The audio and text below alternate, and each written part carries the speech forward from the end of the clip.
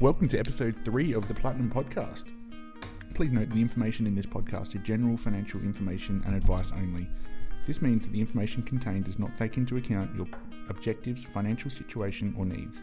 You should consider if the advice contained is appropriate to you and your needs before acting, and consider obtaining advice from a trusted and licensed financial planner who can address your personal situation. Welcome back. Yes. How are you, Ash? A bit later than usual. We are a couple of days late. That is 100% your fault as well, so I take no blame for that. As we sort of prefaced on the last one, we're going to dive into a riveting conversation today about insurance. Don't switch off. It'll be good, I promise. One of those areas that, you know, isn't all bells and whistles. It's not the shiny thing where you're going to make money. It's going to cost you money. But it is something that is so incredibly needed. And especially where Australia sit at the moment with such a under-insurance issue. I don't want to say epidemic because we've just dealt with one of them.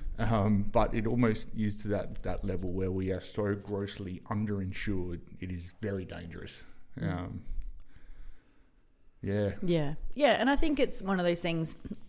We're also in a cost of living crisis as well. So we did touch on it last time about you think you've got to insure your house and your car, and then a lot of people don't think about insuring themselves, but you think that you're essentially your biggest asset. You think of how much you can earn over your lifetime. Yeah. But often it's not taken into consideration because you're more looking at like the tangible things of if something happens to my house or I have a car accident or things like that. But as everyone quite happily, maybe not happily is the wrong word, but definitely go out there straight away, and you know you've got to make sure, as you said, you've got the tangible things covered. But the most important thing that you know sits inside that house or drives that car is usually the last thing. Yeah, exactly. It does put families at risk, individuals at risk. And it is something that our business is very passionate about. It is definitely one of the things that I know that you highlight through your appointments and conversations with clients and review on a regular basis as well is around the levels of insurance, the types, to make sure that it's all still relevant. I guess we can sit here and bang on about how important it is, Ash, but give us a rundown. Like what is insurance? What are the different covers that are out there? Right? What are we talking about when we talk about insurance? What do you talk about with your clients? Yeah, I guess the main one is probably life cover. So a lot of people tend to hold that to cover their mortgages. Also, you can cover things like funeral expenses. But also when we've got a calculator to sort of determine what levels of cover people need based on their family situation. So it's also taking into consideration like replacing income as well. So and insurance is one of those things that we know that we can never replace a person, but at least if we can try and leave the family in a financial position that is somewhat similar to what they were in prior to potentially losing someone out of their family as well. So life cover is one of those real shitty conversations, isn't it? Like when you're talking about financially benefiting a family, I guess, for the loss of a loved one. How much value do you put on someone's life? It's you can sit there and talk in the black and the white and the calculations and stuff like that, but it is a difficult conversation to have, especially when you're talking about that, ensuring that the family's looked after. And people tend to undervalue themselves as well. So so it's important that you do consider your situation and where you stand from all those different levels as well. So. Sorry, tickle. Life cover, or sometimes called death cover as well. I much prefer the life comment. Total and permanent disability as well is another one. So that tends to go hand in hand with life cover generally, especially if you hold your cover inside super. So TPD, shortened version, is if something happens and you get injured or have an illness and you can't work if you can't return to work after more than 6 months, then you may potentially be able to get a TPD claim. Right. So that's obviously the seriousness of that. Also depends, I guess we're going to touch on how covers can be held and things, but Sometimes if you get a TPD claim, it may be sort of caught up in super because if you can't meet what's called a condition of release, then it might have to sit there. So just mindful of obviously where things are held. Yeah, for sure. Another one that we've got is trauma or critical illness cover, which covers sort of on first diagnosis of some of those nasties, like your cancers, your heart attacks, stroke, those sort of things. So, and we've had some clients that have received trauma payouts as well. So because of medical improvements and things, a lot of them have received their payout and then been able to return to work or go back to living a normal life. So they have recovered from that as well. But it's not like health insurance. So what it does is it provides you a lump sum of money that you can spend on. We've had people that have gone and had holidays or potentially maybe change of employment or those sort of things. So it's not just covering your medications and things, but it is just a lump sum of funds to take care of whatever needs you may have or treatment costs. With those, acute medical issues that can come up, they potentially are out of employment for a considerable amount of time. There can be upfront medical costs that are incurred there as well. There can be things that need to be done at home, home improvements, alterations, those sorts of things as well, which definitely come into play. Definitely. With those payouts as well. And I mean, we're only touching on a couple of things. Like there's obviously lists of things that are covered under that as well. So we're sort of just scratching the surface really in terms of the types and of if cover. you've got any questions about specific medical conditions that may be included, that may not be, please feel free to reach out. The PDS do get very comprehensive with these products, but we can certainly give you some general information there as well. And the last one? Last one, income protection. So this is for temporary illness or injury. And often, I mean, it depends on the company, but often they'll cover up for 70% of your pre-injury or illness income. There's generally a waiting period that you have to wait. It also depends on, I guess, the severity of what happened as well. Sometimes we've had clients that have had hip surgeries or knees and they know obviously they're going to be out for a little while. So they will obviously expedite those payments. But I think at the moment we've got probably 4 clients out on claim with income protection. So some of the periods that they might be out of work for could be 2 years, it could be 5 years, or some people will continue right until age 65. So no one can obviously predict the future, but that's where insurance, not just income protection, but all of the covers are sort of, you're putting the risk on the insurer that if something happens, you're paying your premium so that you will then be covered in those unknown circumstances as well. So income protection is just replacing your income if you're unable to work really for an indefinite period, depending on your policy. Pretty self-explanatory, isn't it? Yes. So I guess life, TPD, trauma, income protection are the key personal insurance covers that we look to as make it part of our plan with our clients. In the scope of there are obviously different position. ones when you get into sort of business, key person, those sorts of things. But the nuts and bolts of sort of how we positioned our business is looking after the families and the individuals. Just the everyday person out there. As I said earlier, it's definitely something we've always been very passionate about and continue to be. You did touch on earlier there can be ways to structure covers. What did you mean by that?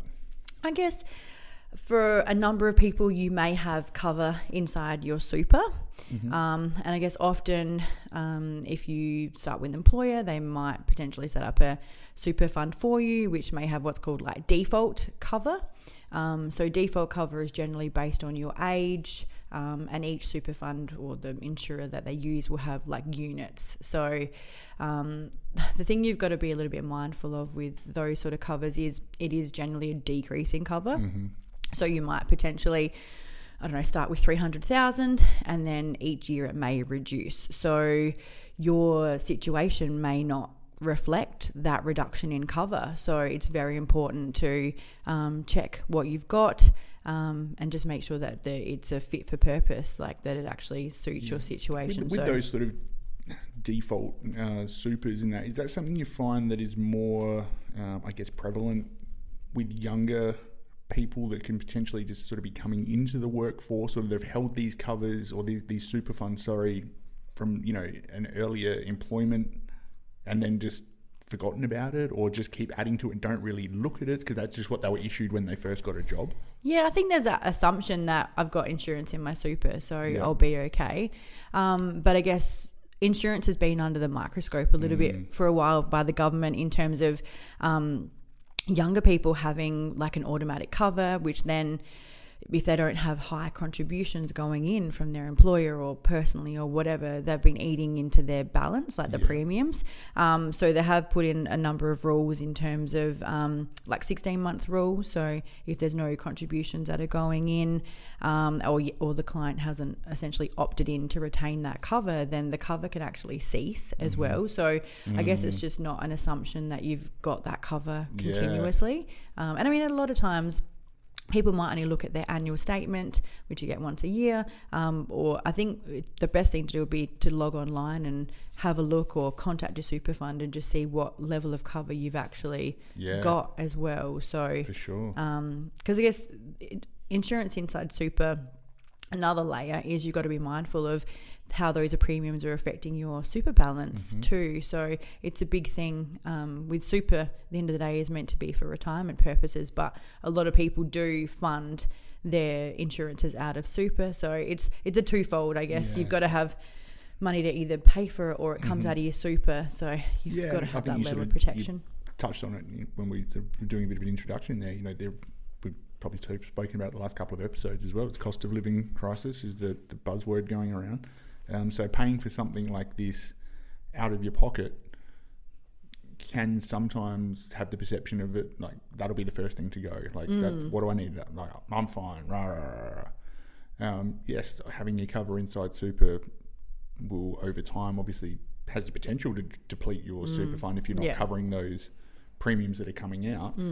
But, we do structure policies like that as well, because it is something that will at least give them some cover that is better to have it than not have it. Exactly, Yeah, and I think the work that you put in around that is making sure that we are making contributions to cover that. And there's obviously inside super, we'll touch on investments and that in a future episode, but the growth in the fund as well can obviously mitigate some of these costs that are coming out of it, which the best way that we can do it, we'll definitely look to what an individual's needs are. Yeah, and I think that's the thing. Everyone's situation is different, so you've got to look at what the person's situation is at the time, and that's not to say that it might change over time, but it may be just, as you said, better to have something rather than nothing. I mean, I know GoFundMes and things are a big thing at the moment, but at the end of the day, you've got to be responsible for yourself and make sure, as I said, like it's your family. Like, part of our thing is building in even education costs or renovations or all that sort of stuff. People are honestly surprised when we come back and go, well, really, you should be insured for this amount, but you've currently got this amount, like either inside super or outside super. So it's very important. A lot of people will come and go, my mortgage is this. Cool.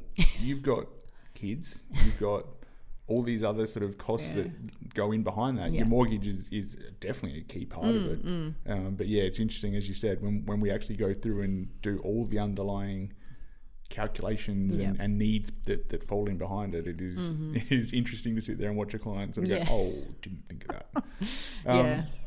Talking about the structure and the payments and that, obviously the tax man likes to get involved where he can. Is there pros and cons, incentives? Is there a tax benefit in structuring a policy a certain way or paying for it a certain way? I guess income protection is one. If it's held outside of super and paid from cash flow, that is claimable on tax because it is obviously covering your income source. So that's something you have to wait to the end of the financial year to get the statement from your insurer, but that is one thing. The other thing is, I guess over time, they've reviewed contributions into super. So previously, only self-employed people could claim the contributions unless you did salary sacrifice or whatever it may be. But we can structure life and TPD policies so that they are owned by a super fund, technically, and then the premiums on those can be claimed as well. So as I said, it's not a one size fits all. It's just important. So this is all general information. We're not providing advice, but it all just comes down to the structure. There are ways and means, to help that cost base and get some help along the way there. Yeah, I mean, first and foremost, it's having the cover in place. Tax deductions are great as well, but the priority is just making sure that you've got the cover that you need and it's structured correctly for your needs. So I see it a lot on TV around these other direct to TV insurance offerings, and it seems to take all of a phone call to sign up in 2 minutes. There you go, I'm set, I'm all good. We know that that's probably not, the best way to approach it. It fills a need, it fills a gap. We've heard some interesting stories when it does come to claim time for that. Like from your perspective as an advisor, thoughts around that, like the process that you go through with a client and an application or dealing with a company? Yeah, well, I guess there's a couple of levels on that. So firstly, it's knowing how much cover you need first. I guess you're just making an assumption that I need this amount of cover, so I'll just apply for that. When a lot of these direct ones came out, I used myself as a bit of a test case as well, just to see what the cost would be for me to hold cover with them compared to, say, the other insurers that we use, and I did find them to be more expensive than the other companies that we use. So we are an insurance broker. We're not aligned with any company. Our process is really just the best product at the best price, because at the end of the day, there's no... why would you want to have a cover that's not going to provide you the benefits when you need it? So our process is based on sort of administration side to get the application in place, and then also paying claims. And there's been a lot of consolidation. But I guess the process for us is doing a full analysis of the client situation, as you said, mortgages, children, ongoing costs, income, all that. And then if we get to the stage where the client wants to go ahead with the cover, then we do the application. So the process involves what's called underwriting. So the policy is purpose built for each client. It's based on their age, their gender, their occupation. So it's specific to what they're doing. And then the application, they get medically underwritten. So they go through a number of health checks, family history, income confirmation, and all of that as well. So at the end of it, they know right from the beginning that they're insured based on their current health status.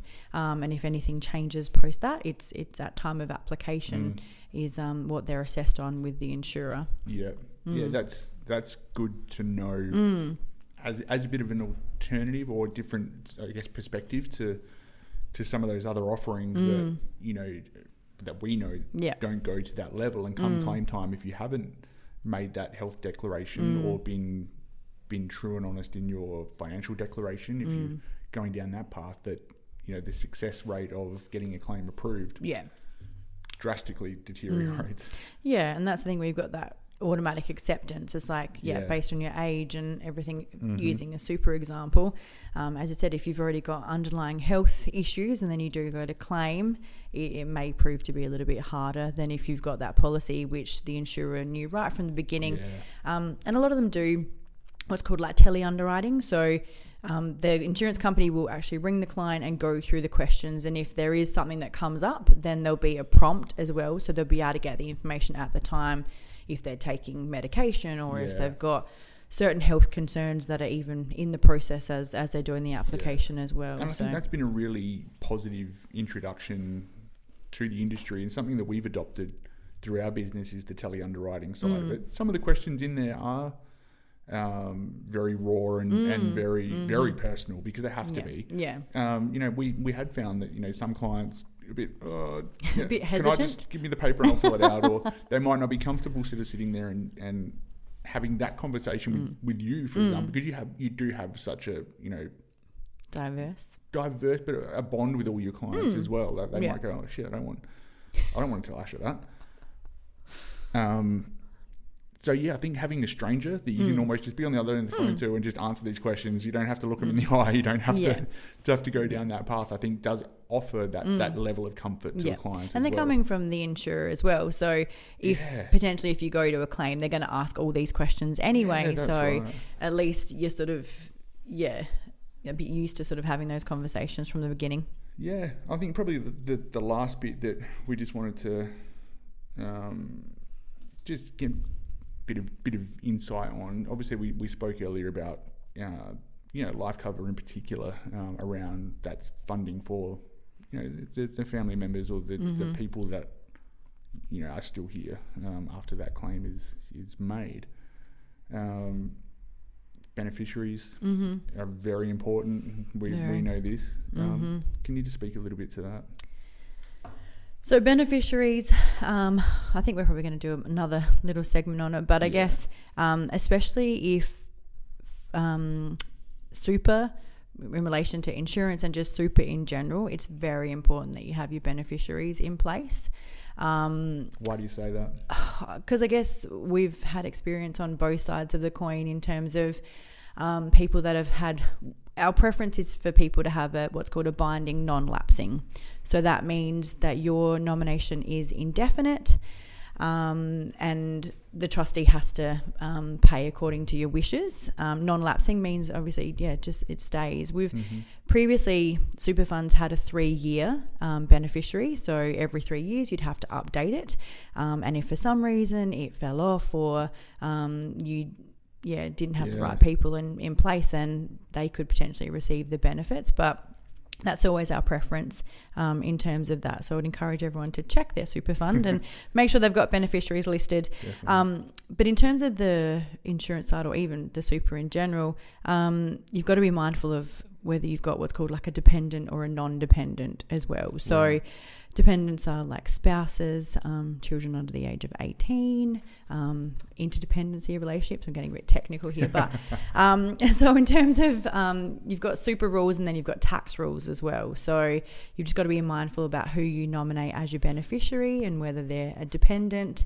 So use the example, if something happened, you've got husband and wife and one of them passes away. If their super goes to the other person, the surviving spouse, then it's paid tax-free. So whereas if you nominate an adult child, because you may not have a spouse or something, there will be tax payable. So these are all different things that need to be taken into consideration. So first and foremost, nominate a beneficiary, but just need to be mindful of the tax implications of who you do nominate as your beneficiary as well. So, and then outside of super is a different side as well in terms of the super rules don't obviously apply. So that's great information. I think we definitely gave a bit of an insight into the insurance world and just some little key points there just for you guys to go and consider. If you do have any questions in relation to it, please sing out if there's anything that we can assist with. Obviously, let us know. Anything you want to add to that you've thought of that on any of it? So much. That's the thing. We're not going to go down any more rabbit holes. I just thought if there's anything you wanted to circle back on. Or... I guess it's just hard because I guess we've been doing this for such a long time that we probably take a lot of it for granted as well. But I think just the main thing is just make sure go and check what you've got first and foremost, and just if you even if you want to reach out and just have a quick chat or whatever, we'll obviously provide general information, but just check what you've got really is the big thing. So don't just assume that what you've got, and be mindful of that decreasing cover, especially if you're basing your primary insurance under super policies. Definitely. I think in a future episode we might do a bit of a case study review of one or two that I can really think of off the top of my head that I think would be really interesting, just to give a bit of an insight into the process and the things that we probably learnt from those couple as well. We'll make sure we're probably a bit more on time next week and do this on a Tuesday that we like to.